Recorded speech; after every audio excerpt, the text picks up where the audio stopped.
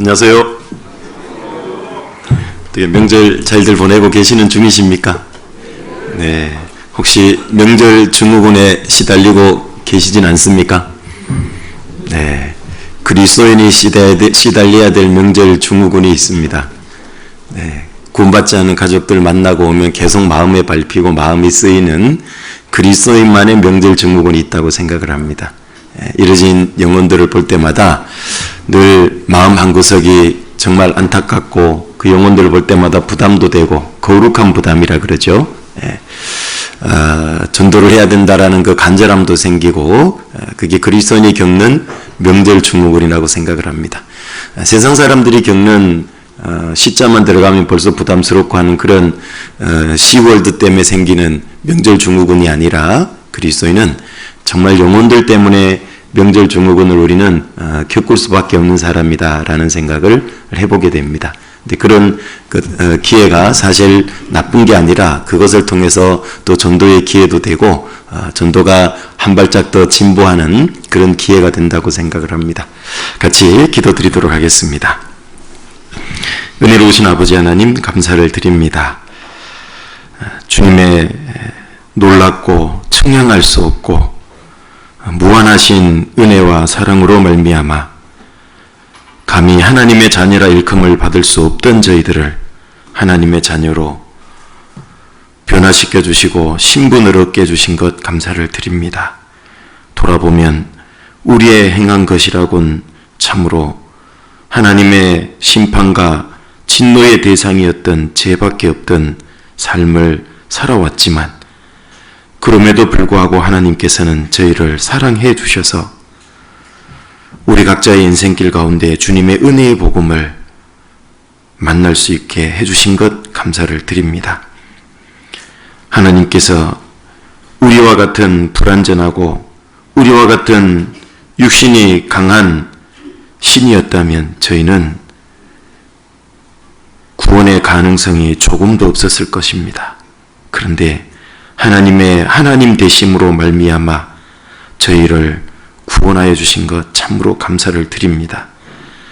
구원받은 이후에도 우리는 여전히 죄성이 있어서 육신을 쫓아갈 때도 있고 주님께 박은 세 개의 못이 부족해서 주님의 마음에 수많은 못을 박을 때도 있지만 그럼에도 불구하고 저희를 향한 그 은혜와 사랑을 여전히 거두지 않으시고 베풀어 주신 하나님 감사를 드립니다.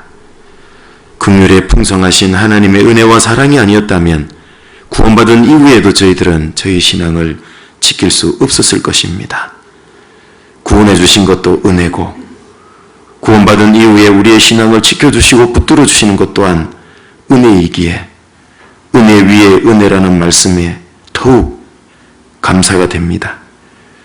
하나님께서 허락하신 올 한 해 우리 각자를 향한 하나님의 계획과 하나님의 기대가 있으셨기 때문이라고 믿습니다. 이 한 해를 헛되이 허비하고 흘려 떠내려 보내지 않도록 도와주시고 올 한 해 우리 각자의 신앙의 열매를 풍성히 맺는 한 해가 될 수 있도록 주님 도와주시기를 원합니다. 이것은 저절로 되는 것이 아니라 하나님의 말씀을 좇아서 말씀대로 살아갈 때 우리가 풍성히 열매를 맺는다는 것을 잊지 않도록 도와주옵소서. 연휴를 맞이해서 많은 믿음의 식구들, 부모님, 가족들, 친지들을 돌아보기 위해서 많이 떠나 계십니다. 오고 가는 발걸음 지켜주시고 안전하게 귀가하실 수 있도록 하나님 도와주시기를 원합니다. 우리를 사랑하시는 우리 구주 예수님 이름으로 기도드립니다. 아멘. 요한복음 12장 24절 같이 보시도록 하겠습니다.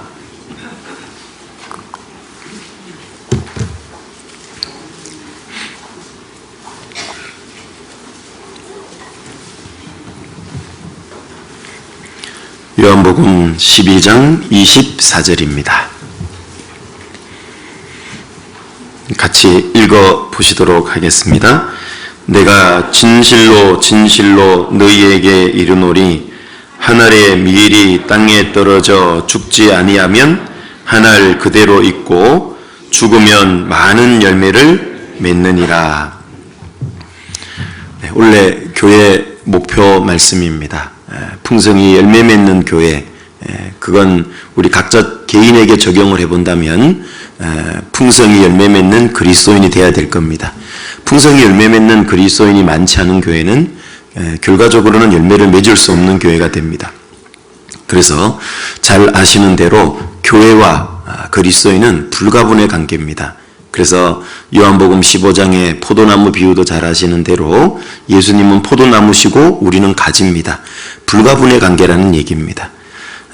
시편 133편이라든지 고린도전서 12장, 에베소서 1장을 보시면 교회를 지체, 몸에다 비유하고 계십니다.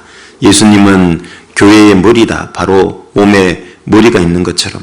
그리고 구원받은 그리스도인 한 사람 한 사람은 그 지체다. 몸을 구성하고 있다라고 말씀합니다. 머리하고 몸도 역시 불가분의 관계입니다. 분리될 수가 없다라는 얘기입니다.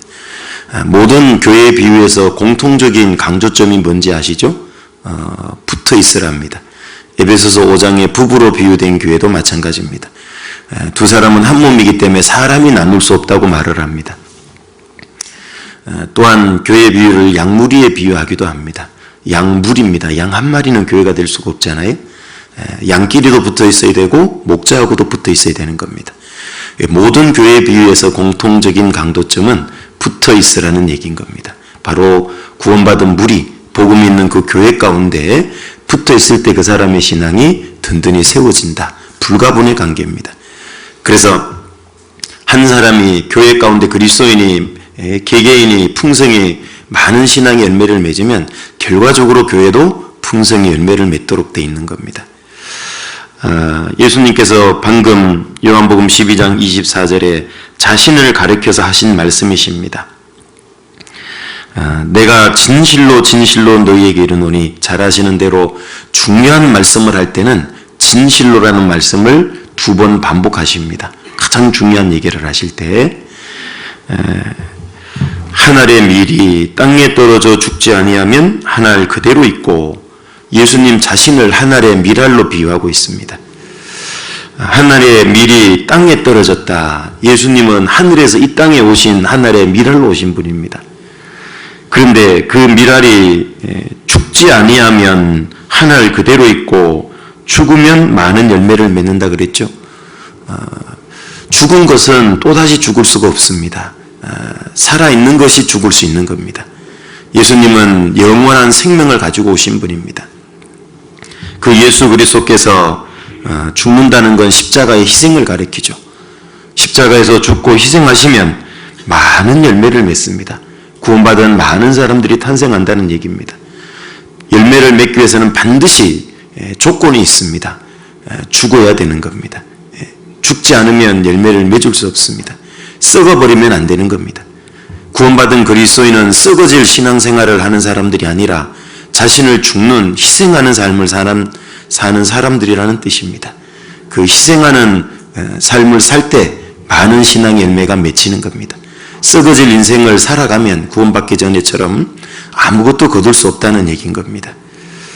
원래 교회의 목표인데요, 우리도 예수님처럼 이 땅에 한 알의 밀알로서 우리도 죽고 자기를 희생을 할 때 많은 신앙의 열매들이 풍성히 맺힌다는 걸 기억을 해야 됩니다. 예수님은 우리의 모델인 겁니다. 표본인 겁니다. 모범 케이스인 겁니다.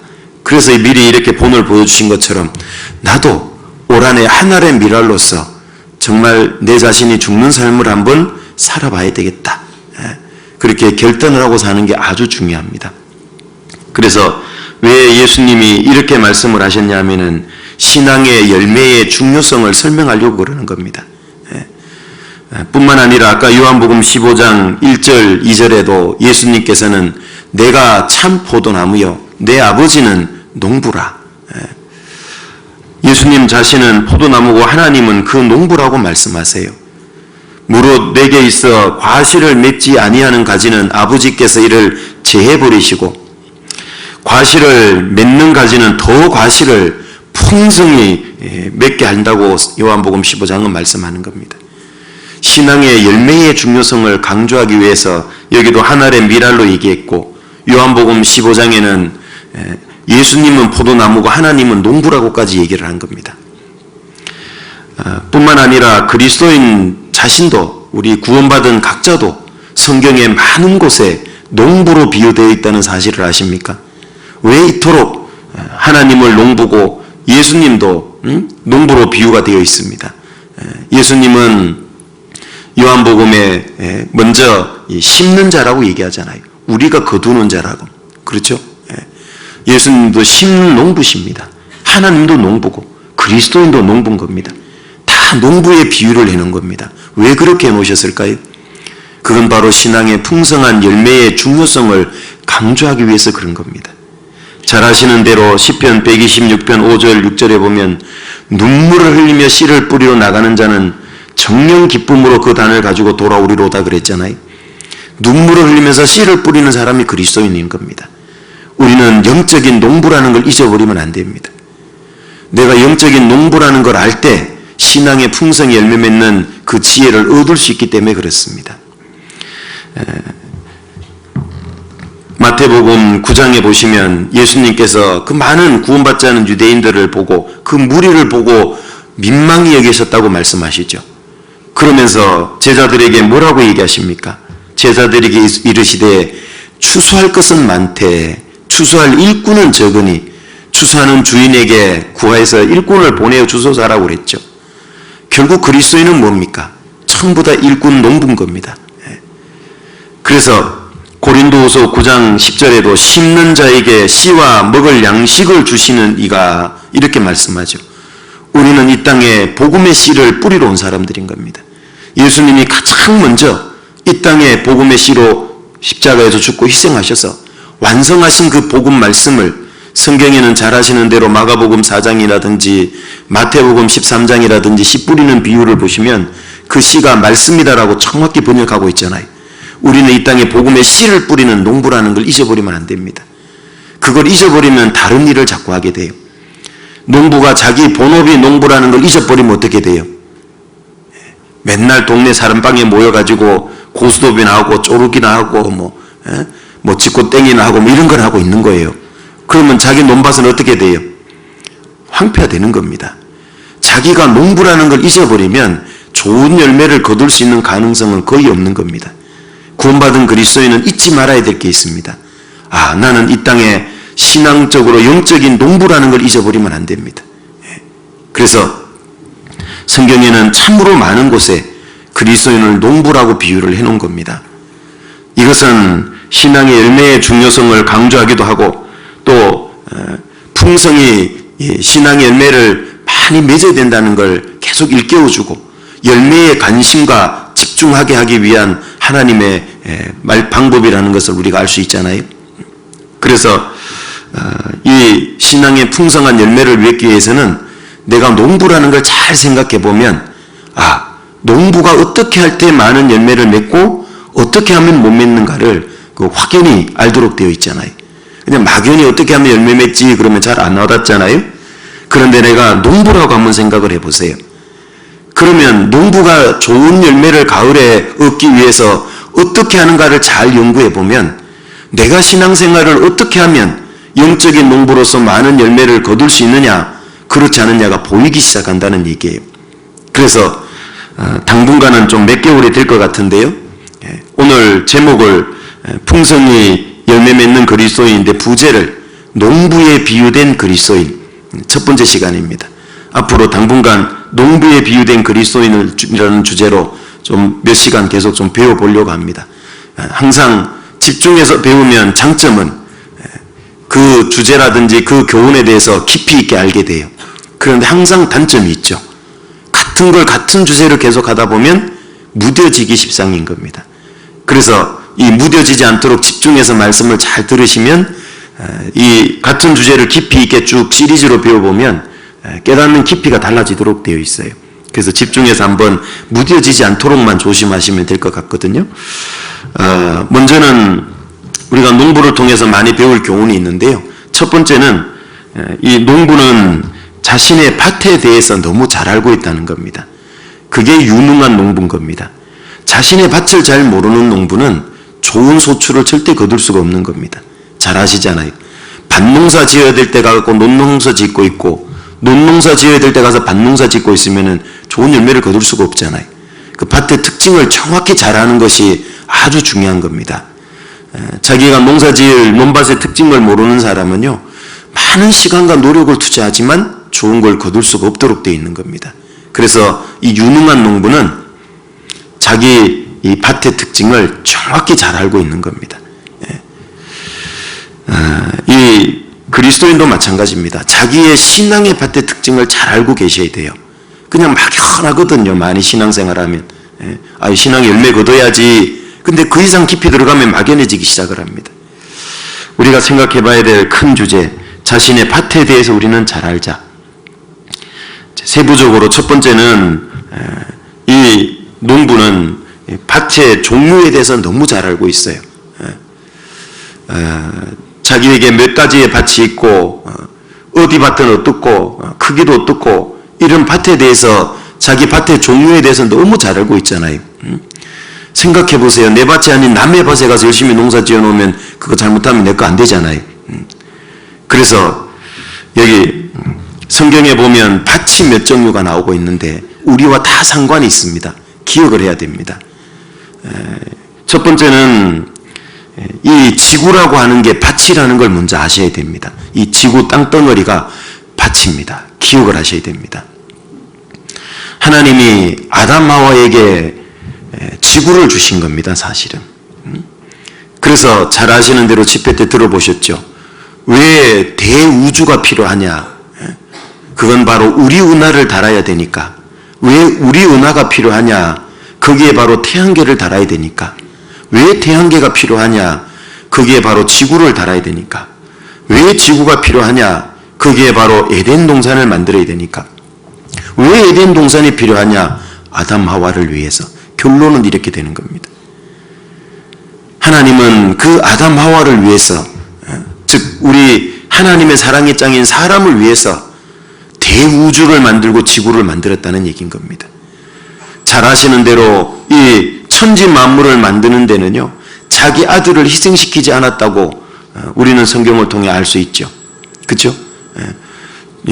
하나님이 가라사대의 그 말씀으로, 또 시편에는 주의 손가락으로 만드신 저 하늘과 별이라 그러잖아요. 주님의 말씀과 손가락을 움직인 정도면 충분하다 그 말이에요. 하나님이 치른 대가는, 천지 창조를 위해서 치른 대가는 말씀과 손가락 움직이는 거예요. 지구를 아름답게 막 바꾸는 데는 6일이라는 시간이면 충분했던 겁니다. 그런데 나를 구원하기 위해서는 어떻습니까? 이 손가락 움직여서 됩니까? 말 몇 마디로 될까요? 6일이라는 시간 갖고 될까요?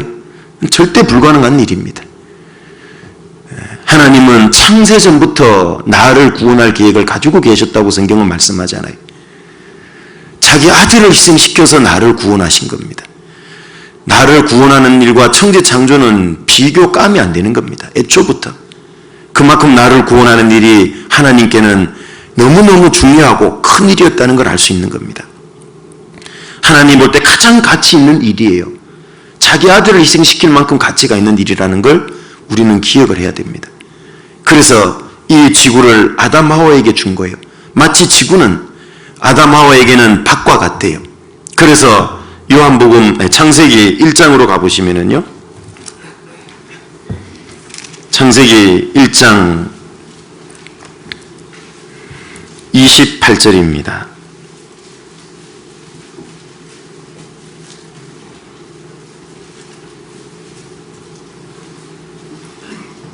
창세기 1장 28절입니다.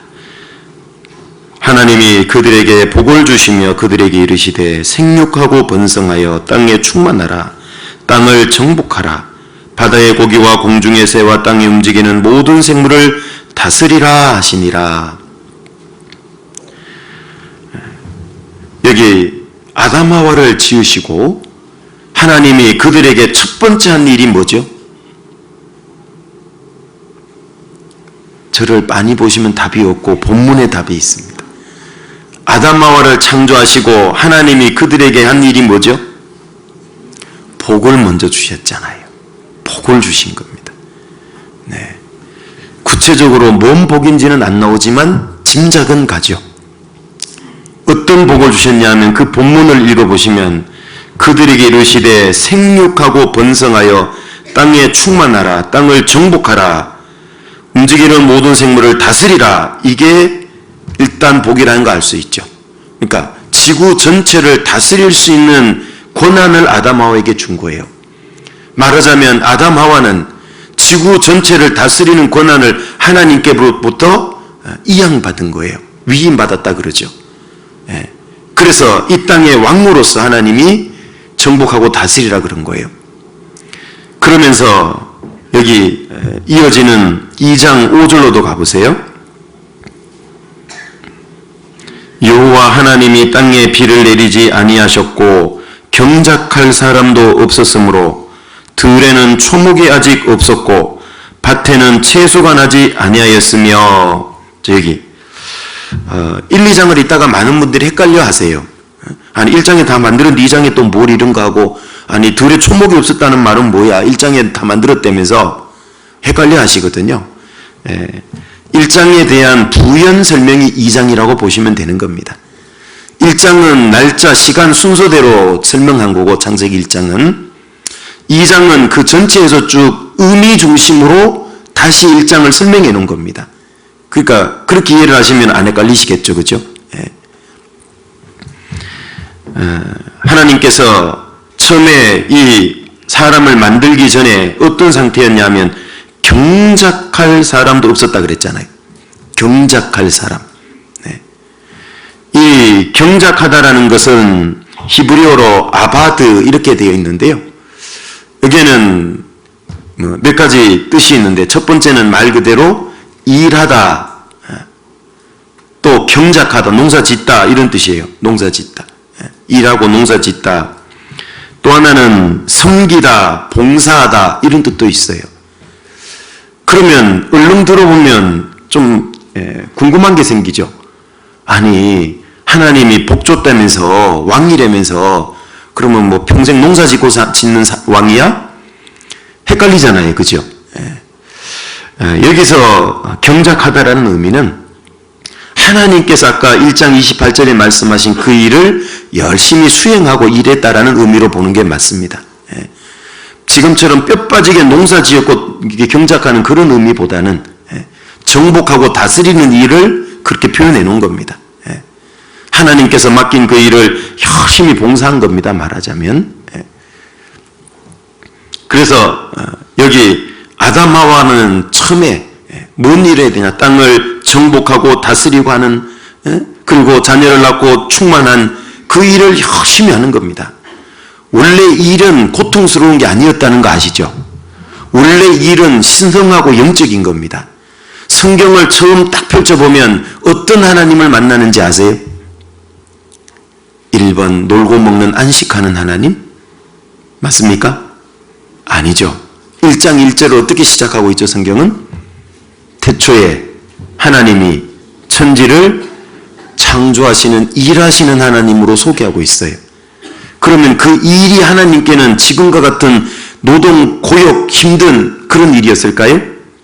아니죠. 굉장히 행복하고 즐거웠던 일인 겁니다. 맞죠? 만약에 나보고 하기 싫은데 도자기 100개 구워 그러면 어때요? 그건 죽을 지경이죠. 맞습니까? 그런데 어떤 사람들 보세요. 자기가 너무너무 좋아서 도자기 만드는 사람 보셨습니까? 누가 시키지도 않았는데 밤새 해, 밤새.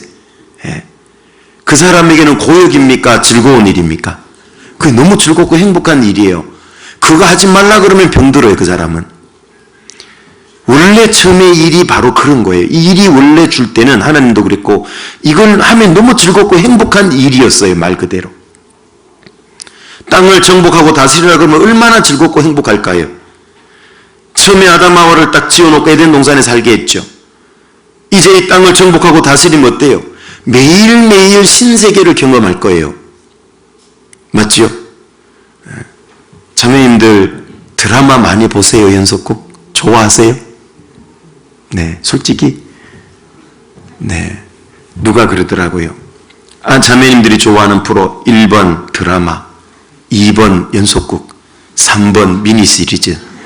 네. 남편들이 좋아하는 프로는 1번 8시 뉴스, 2번 9시 뉴스, 3번 자정 뉴스, 누가 그런다고 그러던데.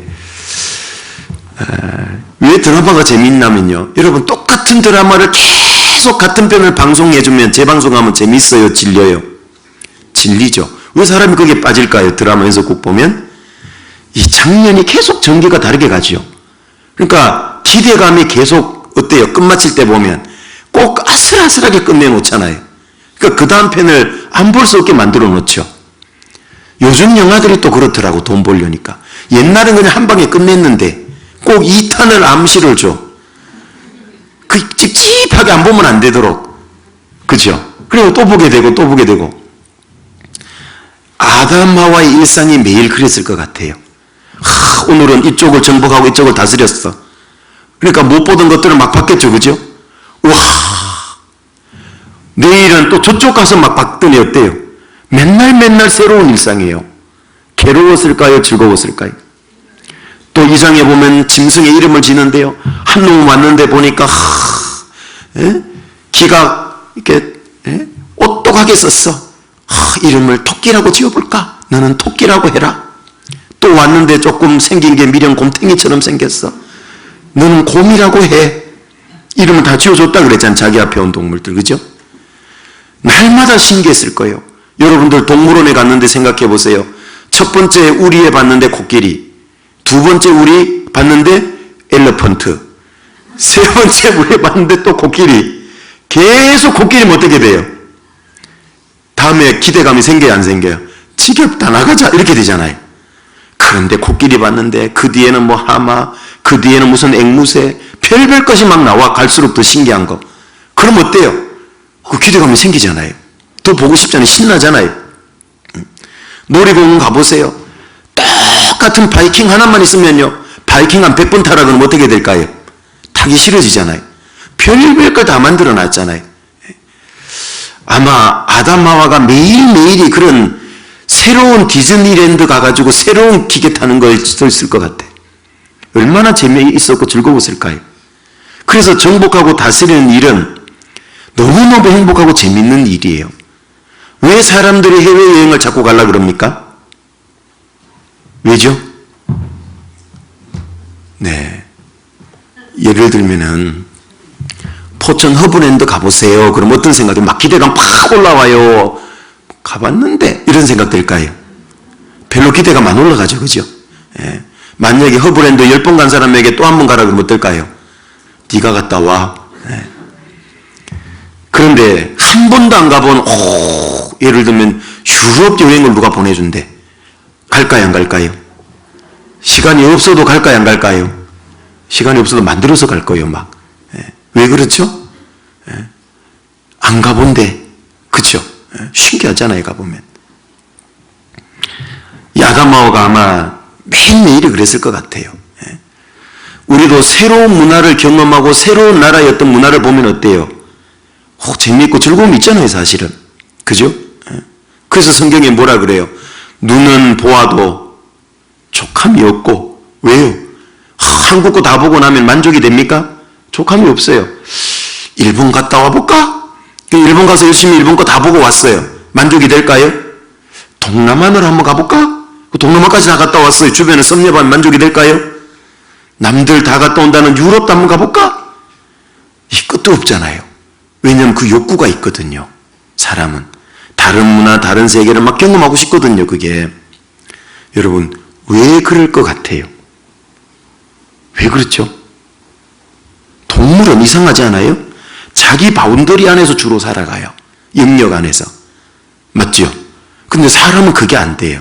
그 안에서 계속 살면 만족이 안 돼요. 신기하죠? 왜 그럴까? 1장 28절이 답이에요.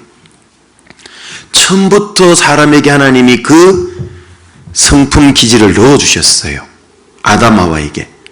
땅을 정복하고 다스리라. 그 말은 뭐예요? 땅을 정복하고 다스릴 수 있는 능력도 줬다는 뜻이에요. 그 마음도 있는 겁니다. 그 마음 능력도 안 주고 이거 시키면 이때부터는 고역인 거예요, 이게.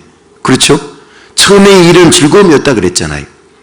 그래서 이걸 어려운 말로 뭐라 그러냐면 문화명령이라고 그래요. 전문 용어를 쓰면 그렇습니다. 사람에게 준 문화 명령이라고 그래요. 문화는 어떤 건지 아시죠? 개발하고 만들도록 돼 있죠, 점점. 그죠? 옛날보다 우리나라도 문화가 발달했어요? 덜 발달했어요? 더 많은 문화를 만들어내죠. 그 문화의 산물이 뭐예요? 그걸 문명이라고 그럽니다. 문화와 문명은 공통적인 요소를 많이 가지고 있습니다. 서로 분리하기가 어렵습니다. 생각해 보세요.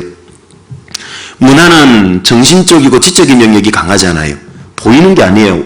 한국 정신문화의 수도 안동, 뭐야 도대체, 헷갈리죠 좀. 유교 사상이라는 얘기죠. 되게 문화라고 하는 건 정신적이고 지적인 영역이 강해요. 이제 외식 문화, 대중 문화, 이런 문화들은요, 대부분 어떤 사람들의 패턴, 지식적인 거, 정서적인 거, 감정적인 거, 이런 쪽의 성향이에요. 그것들이 열심히 활동을 하면 만들어낸 게 뭐예요? 문명이라고 그래요. 문명이라고 하는 건 물질적인 거잖아요. 보이는 것들이거든, 대부분. 그래서 잘 아시는 대로 이 28절이 바로 뭐예요? 땅을 정복하고 다스리라, 그 말은 하나님이 아담하와에게 무슨 능력을 주신 거냐면 소창조의 능력을 준 거예요. 말하자면 큰 것들은 하나님이 다 창조하고 만들어 놓고 아담하와에게 뭐 하라고 한 거예요? 땅을 정복하고 다스리게 한 거예요. 땅을 정복하고 다스릴 수 있도록 지혜도 주고 지능도 주고 그 마음도 주고, 그리고 그걸 하라고 명령을 해주신 겁니다. 이걸 그래서 문화명령이라고 보통 기독교 안에서는 얘기를 하는 겁니다. 그 문화를 만들어내고 결국 그걸 통해서 문명을 만들어내는 겁니다. 그래서 여기 사람은 본성적으로 이걸 딱 물려받았기 때문에요, 이것 때문에 자꾸 창조활동을 하고 싶어요. 미술 작품을 만들고 어떤 도자기를 만들고 싶고 막 그림을 그리고 싶고 어떤 막 건축물을 만들 조형물을 만들고 싶고, 집을 지어도 움막이 아니라 이제는 사람이 살기 견고하게 만들지만 거기에다 점점 미적 요소까지 넣고 싶고 막 이렇게 되죠. 그래서 내가 만든 거, 나는 이렇게 만들었는데 남은 어떻게 만들었는가 더 가서 보고 싶어지고 뭐 이렇게 되는 거예요, 자꾸. 왜? 사람 속에는 그런 성품을 넣어줬기 때문에 그래요. 그래서 사람이 열심히 생각하고 해서 어떤 문화 문명을 만들고 개발하고 창조하도록 해놓은 겁니다. 그래서 일명 그냥 소창조라고 표현은 제가 했는데요, 그런 걸 개발하고 창조할 능력을 사람에게 준 겁니다. 하나님 형상으로 지음받았기 때문에 그래요. 자, 이런 것들이 있기 때문에 자꾸 어때요? 다른 문화, 다른 나라, 이런 것들을 자꾸 보고 싶어지고 자꾸 가보고 싶고, 그게 마음 뺏기고, 직접 못 가니까 인터넷 스마트폰 가고 자꾸 들여다보게 되잖아요. 근데 그러다 보니까 결국 마음이 고리로 뺏긴 거예요. 근데 잘 보세요. 여기에는 이 세상에 정복 당하래요, 다스림 받으래요, 정복하고 다스리래요. 반대로 정복하고 다스리는 겁니다. 그런데 안타깝게도 아담하와의 범죄 이후로 어떻게 됐습니까? 반대가 됐고 역전현상이 일어난 겁니다. 그래서 많은 그리스도인이 신앙농사에 실패하는 거예요. 원래는 그리스도인은 정복하고 다스리고 이 땅을 경작하는 즐거운 일을 하나님이 아담하와에게 원래 부여받았고, 그 명령대로 지구 전체를 어떻게 해야 됩니까? 하나님 뜻대로 정복하고 다스렸어야 되는 겁니다. 그런데 안타깝게도 아담하와는 그 일에 실패한 겁니다. 이 땅의 왕으로서 정말 행복하고 즐거웠던 일에 실패를 한 겁니다. 왜죠? 3장의 사탄 마귀의 뱀의 시험을 받아서 넘어진 겁니다. 그런데 잘 생각해 보세요. 마귀가 이 문화명령을 내릴 때 옆에서 들었을까요, 안 들었을까요? 목소리가 갑자기 작아지신데, 들었다는 걸 충분히 미루어 짐작할 수 있죠. 어떻게? 3장 1절 이하에 읽어보면 마귀가 하와에게 이렇게 묻죠. 하나님이 참으로 너희더러 동산 모든 나무의 실과를 먹지 말라 하시더냐? 하와가 말한 게 아니라 뱀이 먼저 물었다니까요. 그러면 뱀은 그 먹지 말라고 했던 얘기를 들었을까요, 안 들었을까요? 들었으니까 그렇게 묻는 거예요. 그런데 하나님이 하와에게 얘기한 게 아니죠. 누구에게 얘기해 줬죠? 하와가 태어나기 전에, 만들어지기 전에 아담에게 얘기해 준 거예요. 그럼 하와는 누구에게 들었어요? 아담에게 들은 거예요. 그걸 다 들었을 거예요, 뱀이. 왜 그렇죠? 뱀은 둘째 날에 궁창 하늘 만들 때 이미 들어왔다고 우리는 배워서 알고 있죠. 공중권세 잡은 자라고 성경에 나오잖아요. 그래서 하나님이 첫째 날에도 하나님 보시기에 좋았더라, 셋째 날, 넷째 날, 다섯째 날, 여섯째 날에도 다 좋았다는 표현이 있는데 둘째 날만 좋았다는 표현이 없잖아요. 창세기 1장에. 왜죠? 공중권세 잡은 자라고 에베소 2장에 딱 나와 있잖아요. 이 하늘 공중권세를 잡고 내려온 거, 이 땅에. 하나님 앞에 쫓겨나가지고 타락한 천사가 됐죠. 하나님 앞에 교만해서 쿠데타를 일으키려다가 이사야 14장 말씀대로 그대로 쫓겨났잖아요. 그래서 하나님하고는 못해보니까 하나님의 사랑의 짝인 인간들을 넘어뜨리려고 딱 온 거기 때문에 그 둘째 날 하나님이 좋았다는 표현이 없는 겁니다. 그리고 이 누가복음 4장에도 예수님 시험할 때 이 마귀가 뭐라고 얘기합니까?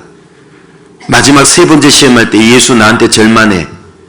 높은 산에 가서 천한만국 영광을 딱 보여줬잖아요. 나한테 절만하면 내가 이 모든 걸 너에게 다 줄 거야. 그러면서 뭐라고 딱 하죠? 이것은 내게 자기가 넘겨받은 거라고 딱 얘기하죠. 자기에게 넘겨준 거래요. 누가 넘겨줬을까요? 아담 하와가 마귀의 시험에 넘어져가지고 아담 하와가 넘겨준 겁니다. 원래 왕권은 아담 하와에게 준 거였거든요. 그런데 공중권세 다스리는 그 권세를 자기가 넘겨받았다고 얘기를 합니다. 그래서 결국은 이 사탄 마귀의 시험에서 넘어지는데요. 이 사탄 마귀가 시험할 때의 모습 잘 보세요. 정말 기가 막히게 시험한 거예요. 하와로 하여금 선악을 알게 한 나무식을 딱 집중하게 만들죠. 그죠? 그래서 딱 참으로 먹지 말라 하더냐 이렇게 딱 시험하니까요.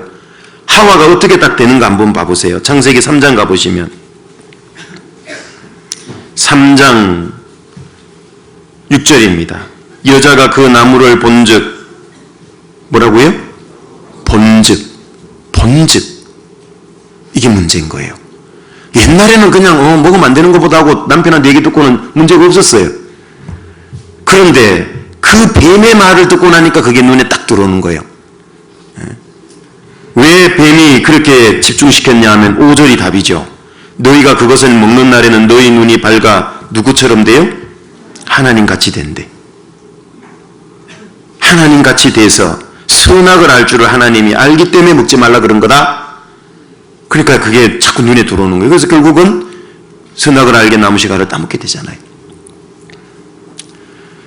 무엇을 자극했는지 잘 보세요. 아담 하와에게는 하나님이 아까 문화 명령을 줬다 그랬죠. 문화라고 하는 것은 보이지 않는 영역이라 그랬죠. 지적인 걸 추구해요. 정신적인 걸 추구한다 그랬죠. 더 좋은 것, 더 아름다운 것, 더 지혜로운 것, 이런 걸 추구하도록 돼 있는 거예요. 사람에게 그걸 주신 거예요, 사실은. 그래서 더 발전시키도록. 그런데 딱 마귀가 시험한 게 뭐예요? 그 부분을 딱 시험한 겁니다. 너 그거 먹으면 너희를 하나님처럼 지혜롭게 돼. 그 욕구를 탁 건드린 겁니다. 정말 지혜로운 겁니다. 그러니까 마귀가요, 얼마나 정확히 분석하고 있고 우리를 보고 있다는 거 알죠? 뭘로 시험해야 넘어뜨린다는 걸 알고 있는 거예요. 그랬더니만 6절에 본즉, 그 다음 뭐예요? 먹음직도 하고 보암직도 하고 지혜롭게 할 만큼 탐스럽게 한 나무인지라. 보기에 너무 아름답다. 미적인 거, 디자인, 아름다운 거, 이뻐 보이는 거, 그죠? 또 지혜롭게 할 만큼 탐스럽다. 이런 영역들은 대부분 우리의 문화 명령을 주신 문화의 어떤 욕구 성품하고 굉장히 연관되어 있는 것들이에요. 거기에 확 끌린 거예요. 마귀가 그 시험 하나 던진 겁니다. 또 먹음직한 거 있잖아요. 물질적인 것들이죠. 이런 것들은 문명과 관련된 겁니다. 음식, 이 문화라든지 문명이 얼마나 발달했습니까? 옛날에 겨우 보리밥 해먹고 이러다가 지금은요, 음식이 한국만큼 다양한 나라는 없을 거예요, 아마. 그죠? 이제는 뭐 밥 하나도 그냥 옛날처럼 보리밥, 쌀밥, 그게 아니잖아요. 막 밥에다가 별짓을 다 하잖아요, 사람들이. 막. 아시죠? 면에다가 별짓을 다 해보잖아요. 그게 우리에게 주신 문화 명령 때문에 그런 거예요, 사실은. 별별 걸 다 만들어요. 먹음직하고 보암직하고. 이걸 기가 막히게 탁 건드린 거예요. 사실 문화와 문명이라는 관점에서 보면 그래요. 그 욕구를 하나님이 선한 의도로 쓰라고 줬는데 그걸 딱 건드려가지고 자기의 육신의 욕구를 만족시키는 대로 이걸 잘못 쓴 겁니다. 원래 주신 1장 28절의 문화명령은 하나님의 명령을 이루고 하나님의 뜻을 이루는 거예요. 이 땅에서. 그죠? 그런데 그걸 잘못 쓰니까 자기의 만족과 자기의 행복을 위해서 쓰고 있는 거예요. 마귀가 기가 막히게 방향을 탁 틀어놓은 겁니다. 오늘날의 대중문화가 바로 그거예요. 출발이 잘못됐기 때문에 우리 아담하와의 원죄 때문에요. 전부 다 자기를 향하도록 돼 있어요. 이 스마트폰 하나도 마찬가지입니다. 이걸 하나님 쪽으로 잘 쓰면 기가 막힌 전도 도구예요. 이게 아시죠? 이게 말씀 언제라도 틀어줄 수 있잖아. 이제 맞습니까? 그런데 이걸 자기를 위해서 써버리면 어떻게 돼요? 이 문화와 문명은 우리를 망쳐놓는 겁니다. 우리는 이걸 지배해야 돼요. 정복하고 다스려야 됩니다. 그런데 다스림 받고 있어요. 많은 사람. 하루 종일 이걸 손에서 못 떼어요. 아침에 스마트폰 알람으로 기상해가지고 하루 종일 보고 있다가 저녁에 잘 때도 스마트폰 불빛 속에 잠들어. 오죽했으면 소울메이트래 스마트폰이요. 야, 심각하지 않습니까? 완전히 지배당했는데 지배하는 줄 착각하죠. 저는 내가 킨다고 이게 내가 이걸 하면 연다고 지배하는 게 아닙니다. 지배당하는데 못 깨달아요. 심각한 거죠. 사실 이 스마트폰 때문에요. 우리의 마음밭은 엉망이 되고 있는데 못 깨달아요. 이걸 잘 써야 됩니다. 이건 우리 시대의 선악과예요. 생각해 보세요. 여러분, 원래 선악과를 하나님이 만들고 먹지 말라는 법을 세울 때는 아담하와의 유익을 위해서 세웠다는 거 집회 때도 말씀드렸죠. 지난 주간에 아담을 하와를 위해서 세웠다는 그 많은 유익이 있잖아요. 배워보셨잖아요.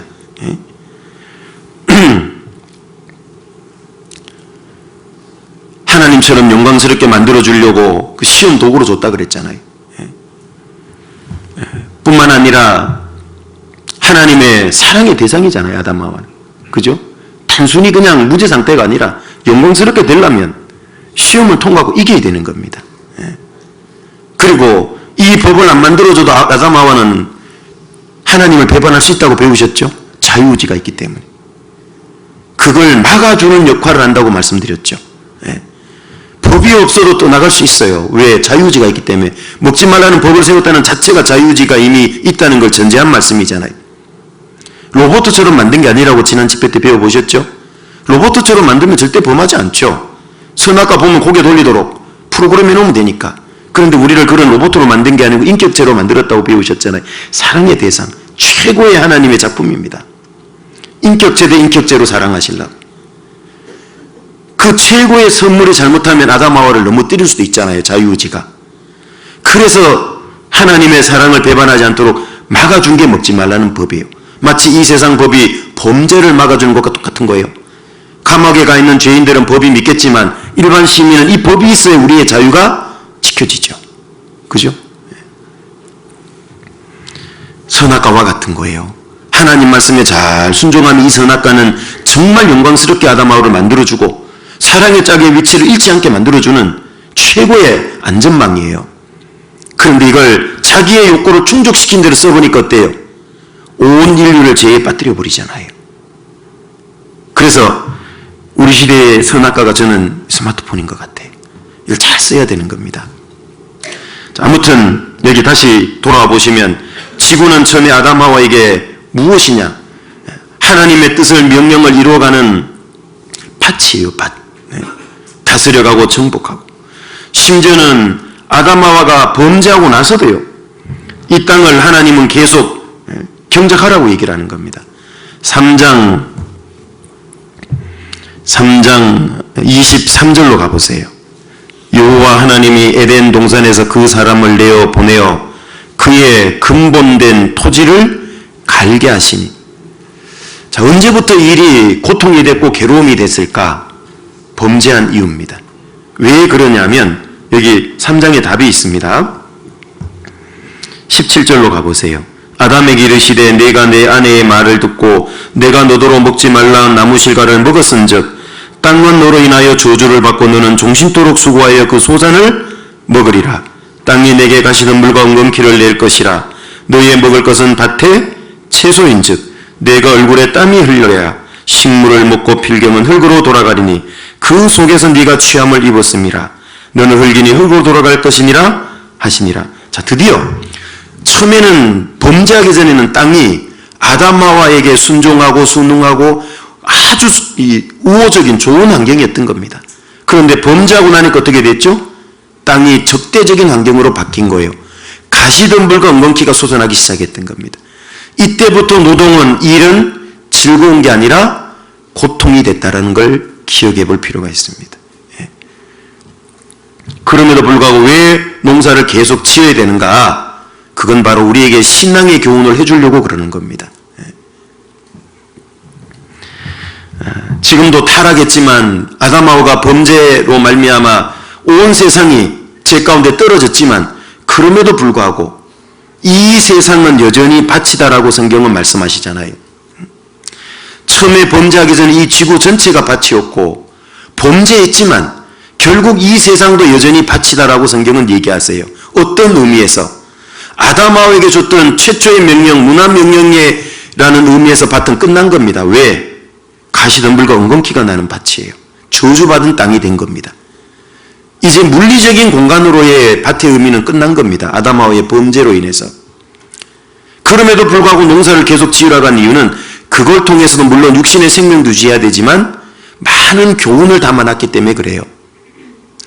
마태복음 13장으로 가보시면, 자, 이제 이 세상은 그리스도인에게, 하나님에게도 마찬가지고요. 물리적인 공간으로서의 어떤 밭이라기보다는 영적으로 전도해야 되는 관점에서 밭인 거예요. 마태복음 13장 36절부터 보겠습니다. 36절부터 43절입니다.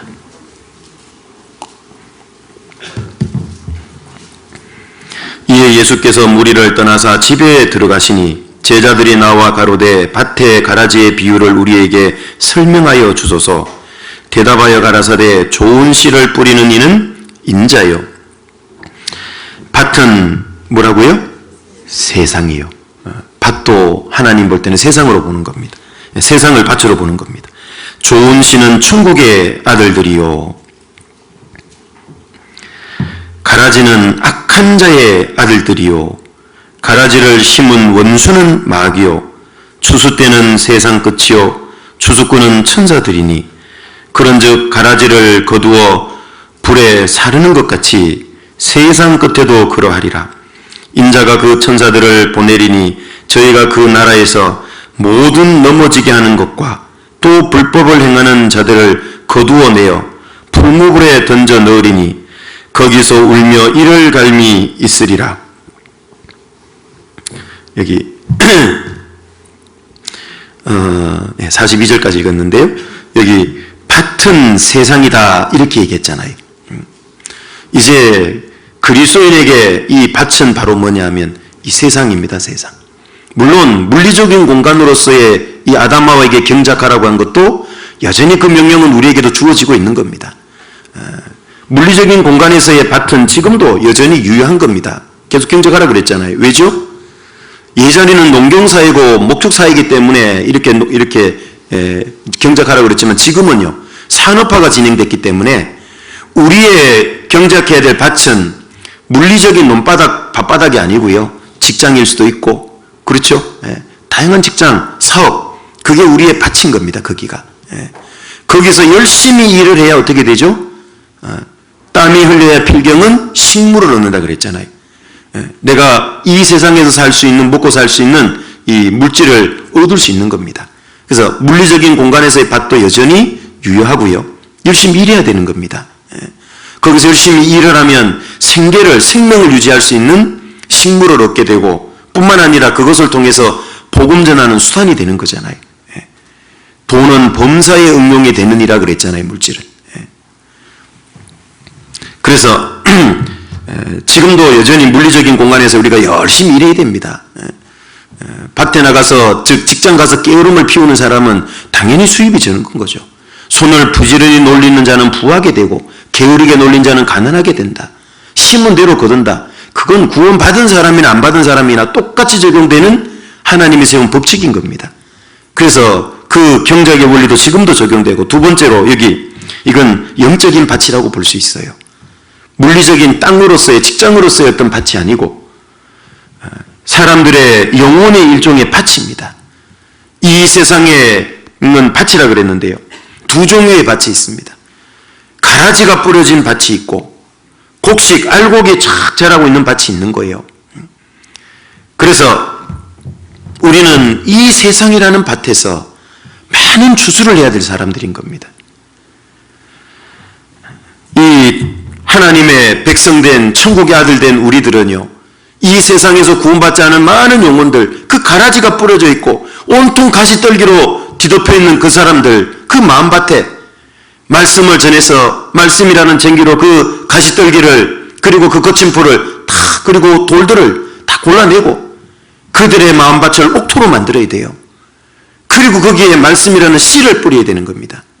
그게 바로 마태복음 13장의 그 유명한 씨 뿌리는 비유잖아요. 어떤 사람은 씨를 뿌렸는데 길가에 뿌렸다.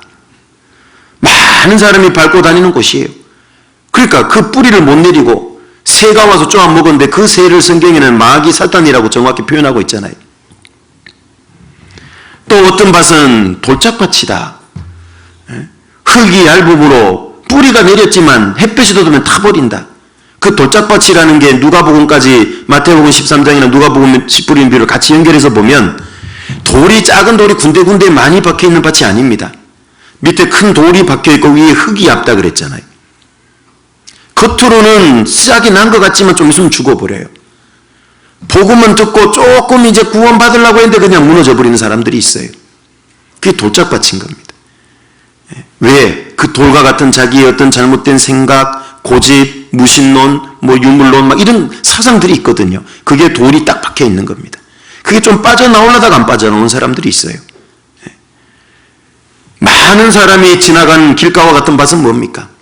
세상 사람들과 함께 어울리고 사는데 정신없어요, 거기에.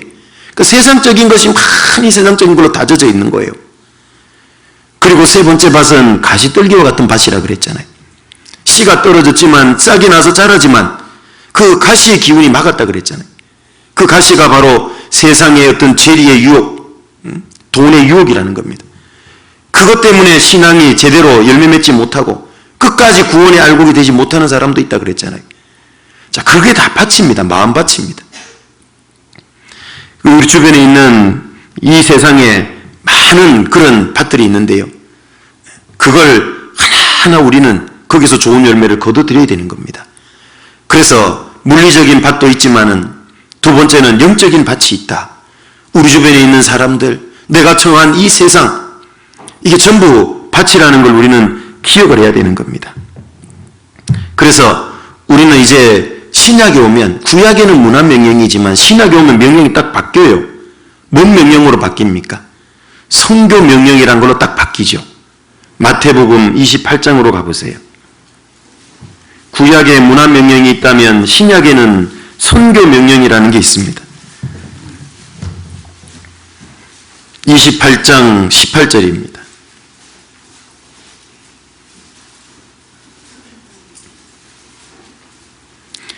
예수께서 나와 일러 가라사대 하늘과 땅의 모든 권세를 내게 주셨으니 그러므로 너희는 가서 모든 족속으로 제자를 삼아 아버지와 아들과 성령의 이름으로 세례를 주고 내가 너희에게 분부한 모든 것을 가르쳐 지키게 하라. 볼지어다 내가 세상 끝날까지 너희와 항상 함께 있으리라 하시니라. 이제는 예수님이 십자가에 죽으시고 부활하시고 나서 새로운 명령을 내리신 거예요. 그게 바로 선교 명령이라는 겁니다. 이 본문입니다. 어떻게 해서 이 명령을 내리실 수 있게 됐죠?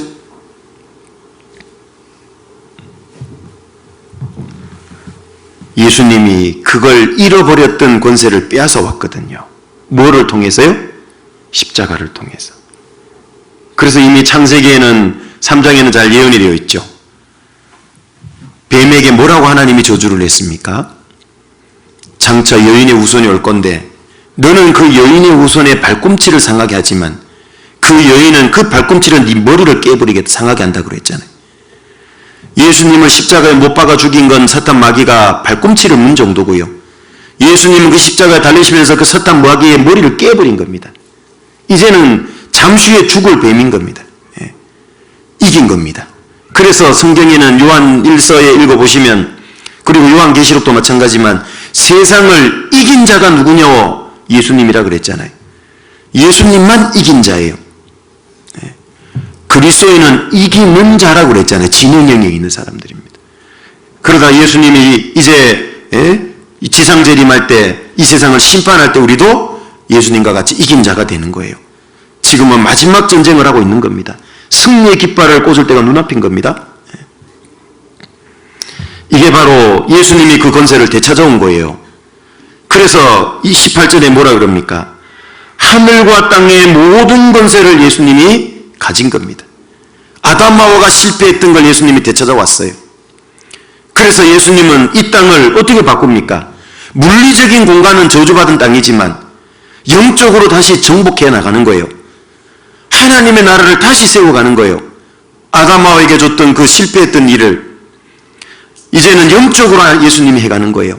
그죠? 그래서 구약의 문화명령은 구약에 준 거고 하나님이 주신 거고, 맞습니까? 아담 하와에게 준 거고. 그런데 신약의 성경 명령은 뭐예요? 예수님이 준 거예요. 구원받은 그리스도인에게 준 거라고요. 그렇죠? 이게 확 달라진 겁니다. 하나님이 새롭게 시작하는 거예요. 그래서 이 세상이라고 하는 것을 우리는 바칩니다. 복음으로 하나하나 정복해가고 한 사람 한 사람 구원받을 때 어떻게 됩니까? 하나님의 나라는 여기 있다 저기 있다 할 것이 아니요 너희 안에 있느니라. 이 땅에 하나님 나라가 확장돼 가는 거예요. 점점. 그리고 하나님이 작정한 수가 딱 차면 끝나는 겁니다. 옮겨버리는 겁니다. 예수님 공중재림 때 데려간다고 그랬잖아요. 이 전쟁인 겁니다. 그래서 이 세상은 마귀가 공중권세 잡고 있다 하더라도요, 우리는 영적으로 그를 이길 수 있는 겁니다. 왜? 예수님이 세상 끝날까지 우리와 함께 하시기 때문에. 나는 못 이기지만, 나는 약하지만 우리가 함께하면 어때요? 우리 가운데 주님이 계시다 그랬잖아요. 내 이름으로 두세 사람 모인 곳에 나도 있고 그들 중에 머리로 있다 그랬잖아요. 그러니까 예수님과 함께하는 거예요. 복음 가운데, 교제 가운데. 그러면 이 마귀를 우리는 다시 정복해 가는 겁니다. 그래서 이 세상도 밭이라는 걸 기억하십시오. 여러분들 주변에 어떤 세상의 밭이 있는지 한번 잘 생각해 보세요. 이 세상이라는 밭을 잘 경작하셔야 됩니다. 이걸 잘 관리를 해야지만 거기서 많은 곡식들을 주워올 수 있어요. 가라지를 뽑아내고 알곡이 자라도록 30배, 60배, 100배의 알곡이 맺히도록. 내가 만약 그리스도인이 마태복음 5장 말씀대로 너희는 세상의 빛과 소금이라 그러는데 그렇게 못 살면 내 주변의 세상에서는 그 어떤 것도 거둘 수 없게 되는 겁니다. 내가 빛과 소금 역할을 다하면 신기하게도 영향을 받도록 돼 있어요. 주변에. 왜 빛이라고 우리를 소개했습니까? 빛은 영향력이 있다는 걸 설명하잖아요. 신기하게도 태양빛을 쬐면 어떻게 되죠? 비춰주면 만물이 소성케 되고 자라고 꽃이 피고 열매를 맺잖아요. 그죠? 그 씨를 뿌려놓으면 얼어붙었던 땅, 봄 차가운 바람 불지만 햇빛이 쫙 비치면 어떻게 돼요? 싹이 발아하잖아요. 그리고 이제 열매를 맺잖아요. 우리는 빛인 겁니다. 그래서 세상의 빛입니다. 너희는 세상의 빛이라. 산 위에 있는 동네가 숨기지 못한다. 그런데 그리스도인이 만약에 이 빛을 산 위에 있는 동네처럼 드러내야 되는데 성경에 세 가지 얘기하고 있는 거 아시죠? 첫 번째, 어디 아래 두면 안 된대요? 말 아래. 말. 타고 다니는 말이 아니고 곡식을 대는 단위 아시죠? 대보다 큰 말. 말둥그런 거 큰 거 아시죠? 말에 딱 덮어놓으면요, 빛이 비칩니까? 안 비칩니까? 그거 안 비치죠. 무슨 의미입니까? 먹고 사는 문제 때문에 빛이 어두워지면 안 된다는 얘기예요. 그리스도인이 먹고 사는 물질적인 것에 마음 뺏겨갖고 있으면 안 된다는 얘기인 거예요. 그럼 빛이 어두워진다는 얘기예요. 두 번째, 누가복음에 2개가 나오죠. 두 번째는 뭡니까? 평상 아래 두면 안 된다 그랬잖아요. 맞죠? 평상은 뭡니까? 평상 아시죠? 평상은 주로 어디에 있습니까? 네, 시원한 나무 그늘 밑에 주로 있죠. 맞습니까? 네. 평상은 육신의 일락, 육신의 편안이라는 거예요. 게으름인 겁니다. 구원받은 그리스도인이 누워가지고 아이고 시원하네 하고 누워서 평상에서 부채질을 있고, 그렇게 살면 빛이 어두워지는 거예요. 육신의 욕구를 쫓아가고 육신의 편안을 쫓아가고 평강을 쫓아가야 되는데, 그러면 빛이 자꾸 어두워지는 겁니다. 그리고 세 번째는 뭐라고 나옵니까? 속에 두지 말라 그랬잖아요. 이라고 하는 것은 영어 성경에는 secret place예요. 비밀한 장소, 어두운 장소, 즉 죄를 뜻하는 겁니다. 몰래 숨어서 죄 짓는 걸 뜻해요. 죄가 있으면 어두워진다는 얘기인 겁니다. 그러면 우리는 빛을 못 비추도록 되어 있는 겁니다. 그리스도인은. 그러면 세상에 많은 영혼을 건질 수 있는데, 이 세상은 밭인데 하나도 못 건지는 거예요. 그러잖아요. 소금이 맛을 잃는데 어떻게 짜게 하겠어요? 어떻게 부패를 막겠어요? 세상의 빛이고 소금이잖아요. 우리의 등불이 어두워지면 주님께로 어떻게 사람을 인도하겠어요? 그죠? 그래서 이 세상은 밭입니다. 기억을 하셔야 됩니다. 많은 걸 걷어내야 됩니다. 마귀의 손 아래, 마귀의 입 안에, 마귀의 뱃속에 들은 영혼을 끄집어내야 됩니다. 잘 아시는 대로 다윗은 목동 때부터 어떻게 했습니까? 사자가 양의 새끼를 물고 가면 그 입에서 사자를 쳐 죽이고 양 새끼를 살려냈다 그랬잖아요. 그래서 다윗은 바로 통일 이스라엘 왕국의 왕이 될 수 있었고, 하나님 마음에 합한 자가 될 수 있었던 거예요. 왜죠? 그 영혼 한 사람, 백성 한 사람 한 사람을 소중히 여기고 귀하게 여기는 마음이 있기 때문에. 자, 우리도 이 세상의 만왕의 왕이라 그랬잖아요. 왕 같은 제사장이라 그랬잖아요.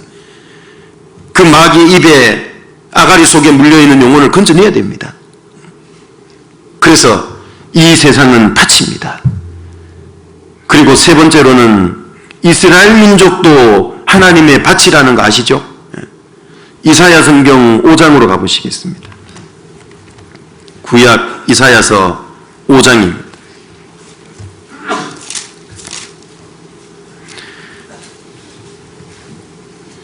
5장 1절 2절.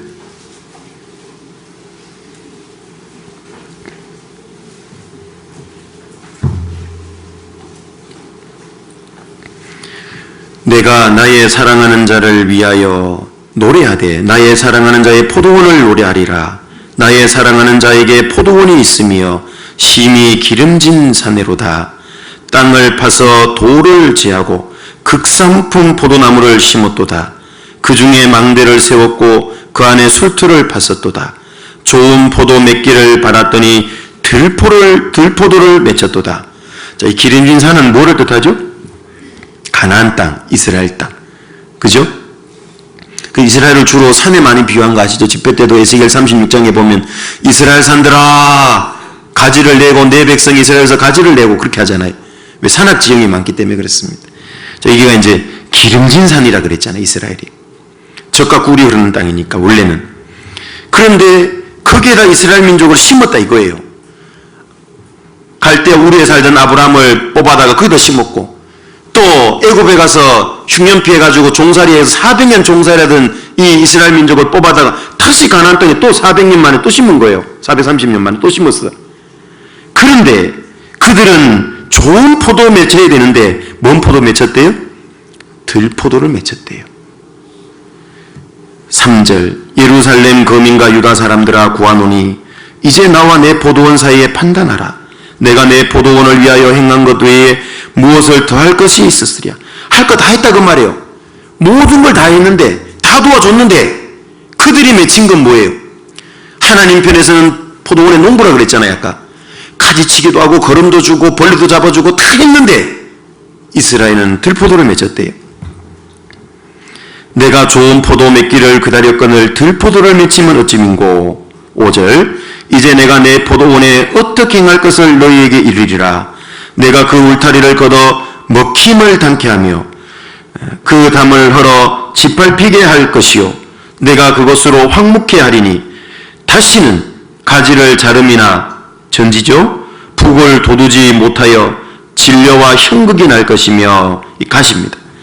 내가 또 구름을 명하여 그 위에 비를 내리지 말라 하리라 하셨으니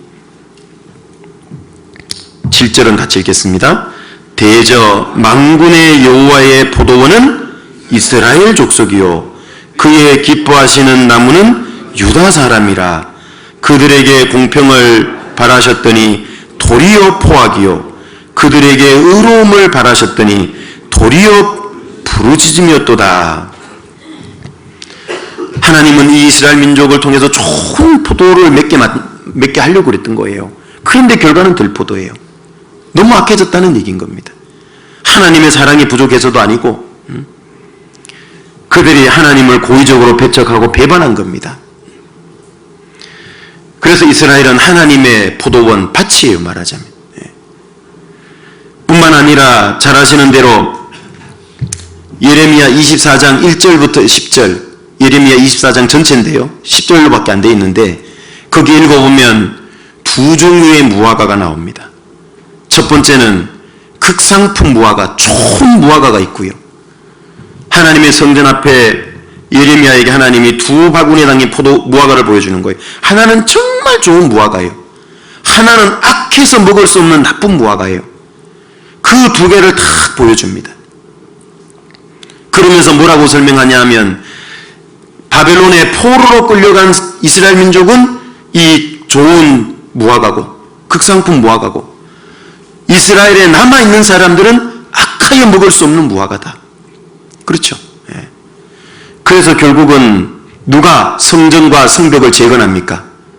바벨론의 포로로 끌려갔던 사람이 70년간 포로 노예 생활하고 돌아와서 성전 재건하잖아요. 그 사람들의 신앙이 회복됐다 그 말이에요. 그런데 거기에 살고 있었던 사람들은 피가 섞여요. 그래서 사마리아인을 개 취급하는 겁니다. 피도 섞이고 성전 지을 때 방해했던 세력들인 겁니다. 악하여 먹을 수 없는 무화과인 겁니다. 그나마 70년간 포로로 끌려갔던 사람들은 어때요? 유일신 신앙이 회복된 겁니다. 그게 놀라운 방법이에요. 자기 땅에는 그토록 하나님을 섬기는 유일신 신앙이 회복 안 되고 우상숭배가 날로 더해갔던 사람들이요. 놀랍게도 그 바벨론에 70년간 포로로 끌려갔다 오니까요. 하나님의 신앙이 회복이 되는 겁니다. 그게 하나님이 하시는 방법이에요. 내가 어려운 게 없고 힘든 게 없으면은요, 그 사람은 하나님을 간절히 찾는 마음을 자꾸 잊어버려요. 눈에 보이는 물질 세상의 마음을 자꾸 뺏기는 겁니다. 그런데 전쟁 노예로 포로로 바벨론에 끌려가니까 쳐다볼 때는 누구밖에 없어요?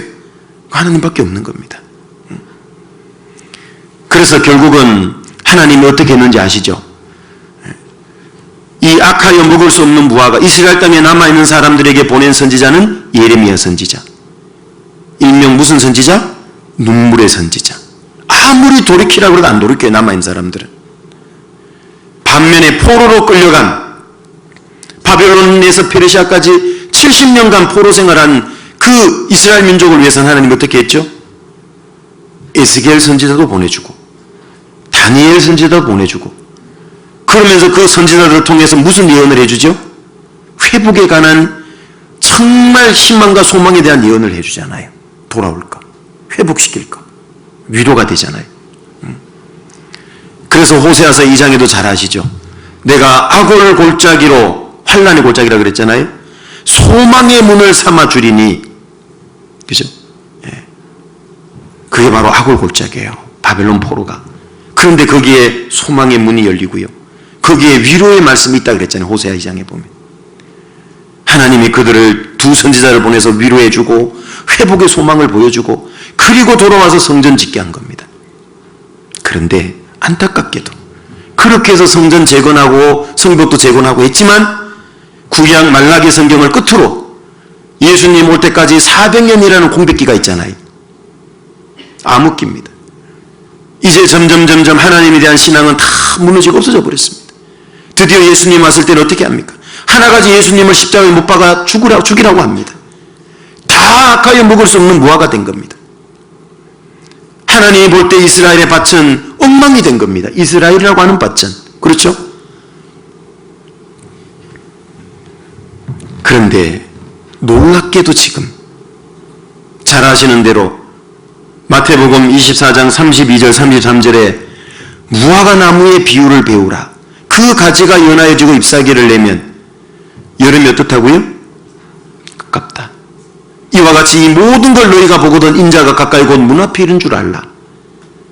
드디어 뭐예요? 무화과 나무의 가지가 연해져요. 잎사귀를 내요.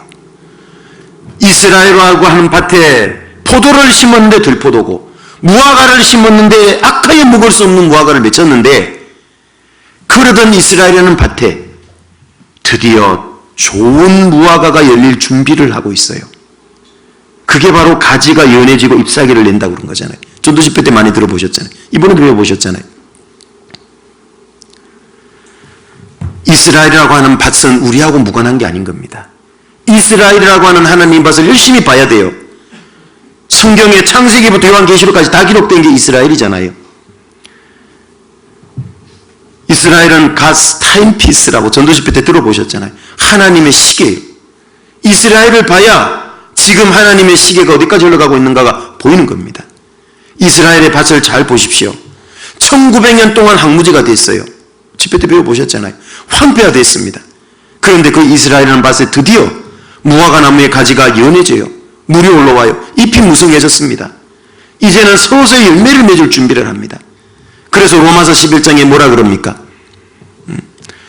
너희가 스스로 지혜의 땀을 면키 위하여 이 비밀을 너희가 모르기를 내가 원치 아니하노니 이 비밀은 이방인의 충만한 수가 들어오기까지 이스라엘의 더러는 완악하게 된 것이라.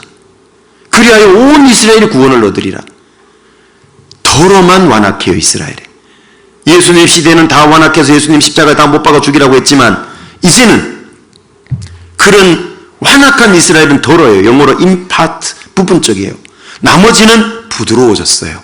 예수님에 대해서 마음이 많이 부드러워졌다고. 지금 이스라엘이라는 밭을 잘 봐야 됩니다. 드디어 예루살렘도, 국제도시였던 예루살렘도 미국을 필두로 해서 드디어 이스라엘 거라고 인정해 주기 시작합니다. 누가복음 21장 말씀대로 예루살렘은 이방인의 때가 찰 때까지만 이방인들에게 밟힌다 그랬잖아요. 그런데 이방인에게 밟히던 것에서 벗어나기 시작했어요. 이스라엘이라는 밭은 우리와 아주 밀접한 밭인 겁니다. 예수님 오실 때가 임박했다는 뜻이잖아요. 그죠? 네. 하나님이 이스라엘이라는 밭을 통해 우리에게 그걸 보여주고 있어요. 우리는 그걸 보고 긴장을 해야 됩니다. 이스라엘 밭 보고 내 밭을 봐야 돼요. 직장생활도 열심히 해야 되고 그것도 밭이라 그랬죠. 두 번째, 내게 주어진 내 주변의 환경, 세상 속에 있는 내 밭, 영적인 밭도 봐야 돼요. 건져야 될 게 많습니다. 왜? 이스라엘 밭이 드디어 좋은 무화과를 맺을 준비를 하고 있기 때문에. 좋은 무화과를 대대적으로 맺는 건 이방인 시대 때 그런 게 아니에요. 이제 이방인 중에 구원 다 받고 데려감을 당하면 7년 환란 때 이스라엘은 대대적인 열매를 맺는 겁니다. 우리는 뭐만 보냐? 이스라엘이 좋은 무화과 열매를, 좋은 포도 맺는 걸 준비하는 것까지만 보고 가는 거예요. 천국에. 착각하지 마세요. 보고 올라가는 게 아닌 겁니다. 징조라 그랬잖아요. 징조. 이스라엘은 언제 대대적으로 구원받냐? 7년간 들어가서 전 3년 반 통과하면서 14만 4천 구원받고 후 3년 반 통과하면서 3분의 1이 육체 구원받고 천년왕국 들어가는 걸로 성경에 나와 있잖아요. 그들의 대대적인 좋은 열매 맺는 건 7년간 들어가서예요. 우리는 무엇까지 보냐? 가지가 연해지고 부드러워지는 거예요. 이미 그렇게 됐어요. 지금. 그래서 이스라엘이라는 밭을 보고 내 밭을 확인해 봐야 돼요. 내 밭 이대로 괜찮냐? 이대로 주님 맞이해도 되느냐? 올 한 해는 정말 직장생활도 열심히 해서 그 직장생활이 물리적인 밭이기도 하지만 또 하나는 뭐예요? 영적 밭이 되잖아요. 맞죠? 세상에도 추수해야 될 밭이잖아요. 영적으로. 내 가정도 그렇고요. 구원 안 받은 가족들, 내 주변 지인, 인간관계들, 그게 전부 세상이라고 하는 밭이에요. 나하고 관계가 안 좋다 구원 안 받은 사람 빨리 풀어야죠. 내가 너무 얻어먹기만 했다? 어떻게 해야 돼요? 올해부터는 막 쌓아야지. 맞습니까? 열심히 쌓아가지고, 쌓으라 그러니까 좀 오해하지. 열심히 사들이라는 겁니다. 빨리 마음밭을, 안 좋은 밭을 바꿔줘야 되는 겁니다. 선한 영향력을 끼쳐야 되는 겁니다. 그래야지만 거둘 수 있는 게 돼요. 그리고 네 번째로는 교회도 하나님의 밭이라는 거 아시죠? 구원받은 무리도 밭인 겁니다. 무리도. 고린도전서 3장으로 가보세요.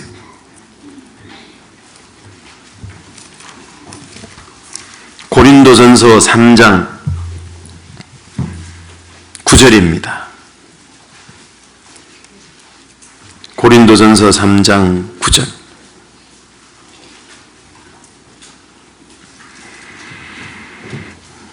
같이 읽겠습니다. 우리는 하나님의 동역자들이요 너희는 하나님의 밭이요 하나님의 집이니라. 이 너희는 고린도 성도, 고린도 교회를 가리킵니다. 구원받은 무리, 교회가 바로 하나님의 뭐라고요? 밭이에요. 여러분, 전도의 열매는 세상이란 밭에 가서 열심히 우리는 잘해서 거둬야 되고요. 또 하나의 네 번째 우리의 밭은 뭡니까? 우리와 관련 있는 밭은 교회라고 하는 밭이에요. 이 교회 가운데서 많은 신앙의 열매를 거둬내야 돼요. 거기서 많은 걸 소출을 먹고 영적인 열매를 먹고 힘얻어서 직장이라고 하는 물리적인 공간의 밭, 전도라고 하는 영혼이라고 하는 영적인 공간의 밭 열심히 거둬들여야 되는 겁니다. 그래서 올 한해는 구원받은 무리 교제 가운데 교제에 빠지는 걸 장난으로 생각하면 안 되는 겁니다. 수요일이든 주일이든 내가 시간이 되면 최선을 다해서 시간을 내야 되는 겁니다. 많이 공급을 받아야 됩니다. 그래야지만 어떻게 됩니까? 내가 힘있게 신앙생활하고 전도할 수 있게 됩니다. 여기서 많은 소출을 거둬내십시오. 교회 안에서. 이 교회라는 밭에서 많은 걸 얻을 수 있습니다. 뭘 얻을 수 있습니까? 순종이라는 것도 배웁니다. 맞습니까? 희생이라는 것도 배웁니다. 믿음이라는 것도 배웁니다. 합력이라는 것도 배우고 사랑이라는 것도 배워요. 엄청나게 많은 것들을 이 가운데서 우리는 얻어낼 수 있는 겁니다. 그래서 요한복음 15장에 포도나무 비유할 때 내가 저 안에 저가 내 안에 있으면 이 사람은 과실을 적게 맺어요? 많이 맺어요? 많이 맺나니. 교회 안에 있어야 많은 열매를 맺어요. 비단 전도의 열매뿐만 얘기하는 게 아닌 겁니다. 그래서 교회 가운데서 많은 열매를 맺으려면 어떻게 해야 되죠? 농부가 자기 밭이 있는데요. 1년에 딱 한 번 가갖고는 좋은 열매 거둬요? 못 거둬요? 어떻게 해야 좋은 열매 거두죠? 네. 아시겠죠? 느낌이 파고 오죠? 농부에다 비춰보니까. 아, 교제 뜨문뜨문 가끔 나가면 안 되는구나. 맞죠? 왜 그 유명한 말이 있잖아요. 농작물은 농부의 발걸음 소리를 듣고 자란다. 농부의 발걸음 소리를 자주 못 들은 곡식은 잘 못 자라잖아요. 그만큼 손이 덜 갔다는 거예요. 잘 안 가꿨다는 얘기인 겁니다. 그런데 열심히 발걸음 소리를 들었다는 건 농부가 부지런히 가꾼 거예요. 그러니까 그 밭에서 그 논에서는 거둘 소출량이 많아지는 겁니다. 교제 가운데 전체 이런 말씀 드릴 때뿐만 아니라 구역 모임, 조모임도요.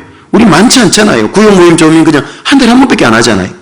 그것도 빠지면 안 됩니다. 아이고 지금 가봐야 10분밖에 못 듣는데 10분씩이나 참여하네. 이런 마음으로 가세요. 그래야 마음밭이 좋아지도록 돼 있는 겁니다. 그래서 교회 안에서 자기의 밭을 잘 갖고 나가야 되는 겁니다. 바울은 뭐라고 얘기했습니까? 나는 심었고, 그렇잖아요. 아볼로는 물을 줬고, 자라나게 하신 이는 하나님이시다. 교회가 밭이라는 얘기입니다. 밭. 그리고 다섯 번째로는요, 사람의 마음도 밭인 겁니다. 마음. 내 마음, 구원받은 그리스도인 마음, 구원받지 않은 세상 사람 마음, 다 밭인 겁니다. 그래서 여기 마태복음 13장으로 잠깐 가보시면은요, 마태복음 13장 18절입니다.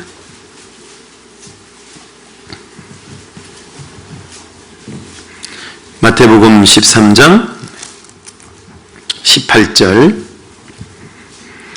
그런즉 씨 뿌리는 비유를 들으라. 아무나 천국 말씀을 듣고 깨닫지 못할 때는 악한 자가 와서 그 마음에 뿌리운 것을 빼앗나니 그랬죠. 그죠? 이게 첫 번째 씨 뿌리는 비유 설명입니다. 위에 3절부터 9절까지 먼저 씨 뿌리는 비유를 하고 이제 우리가 읽은 건 풀어주는, 해석해주는 내용입니다. 그러니까 길가에 뿌리웠다 그 말은 뭐예요?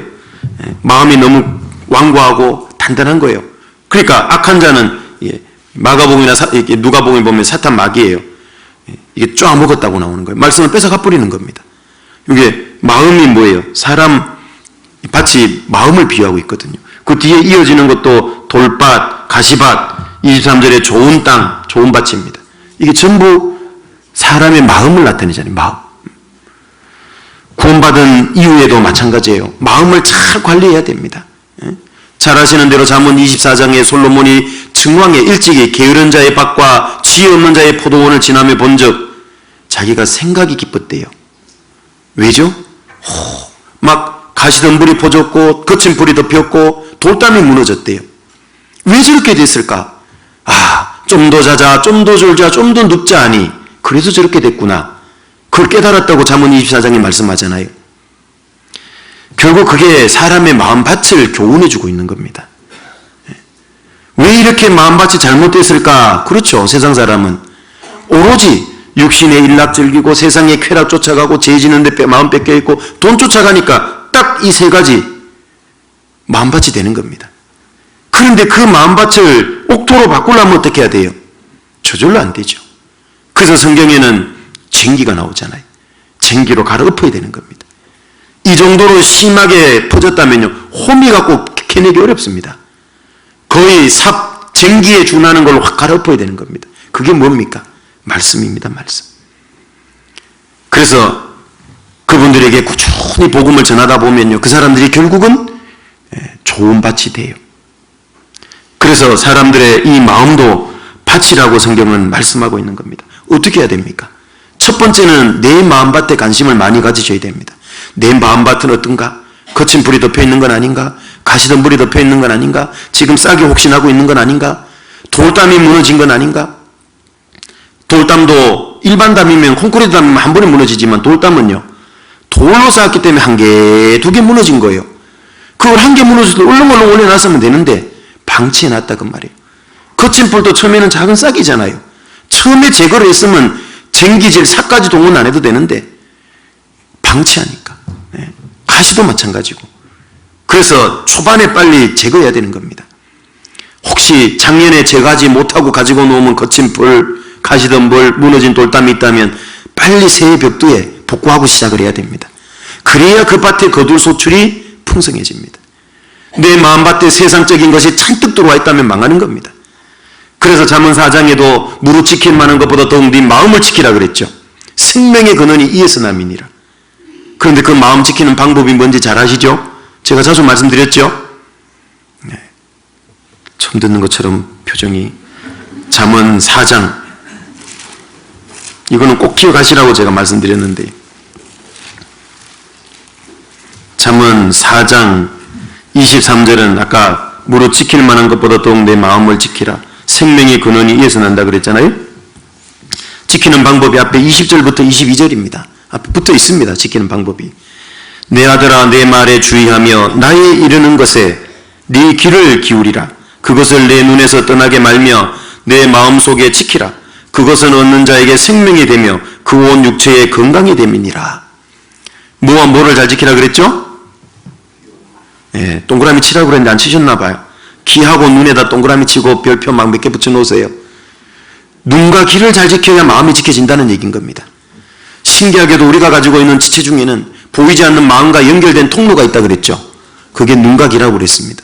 내가 세상적인 걸 많이 보고 들으면 내 마음밭은 세상적인 잡다한 가시덤불, 잡다한 잡초들이 무성하게 자라요. 그런데 영적인 걸 많이 보고 들으면 어때요? 영적인 열매들이 많이 맺히도록 돼 있어요. 그건 누가 해줄 수 있는 게 아닙니다. 우리 각자의 선택의 문제인 겁니다. 내가 잘못된 습관을 가지고 있다면, 늘 세상 걸 보고 듣는 습관이 있다면 안 고치면 내 마음밭은 끝나는 거예요. 거친 불, 가시덤불이, 돌담이 다 무너지고 덮이는 겁니다. 이걸 잘 하셔야 됩니다. 그래야 신앙이 살고 죽는 문제에 이게 딸린 거예요. 생명의 근원이 이에서 난다 그랬잖아요. 23절에.